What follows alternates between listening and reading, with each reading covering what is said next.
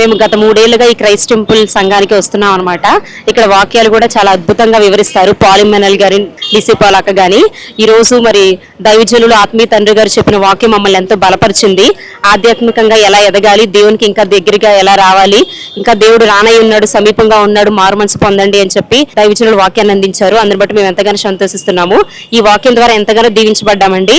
ఇదే వాక్యాన్ని మీరు కూడా ఇతరులకి అందరికీ షేర్ చేయాలని నా మనవి. థ్యాంక్ యూ అండి. మేము ప్రతి సండే ఈవినింగ్ టైంలో వస్తామండి. చాలా బాగుంటుందండి. అద్భుతంగా మా హృదయాన్ని బాగా హత్తుకున్నట్టు ఉంటుందండి.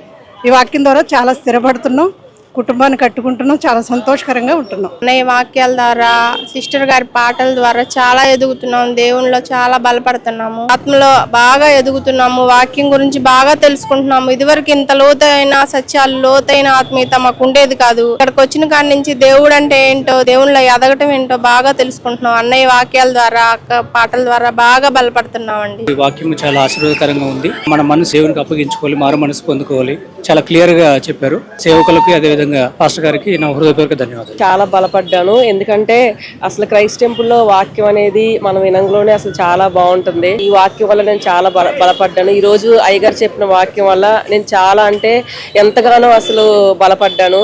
నిజంగా ఈ రోజు నుంచి అయినా సరే నా జీవితంలో మంచి మార్పు నేను కోరుకొని మంచిగా జీవించాలని ఆశపడుతున్నాను.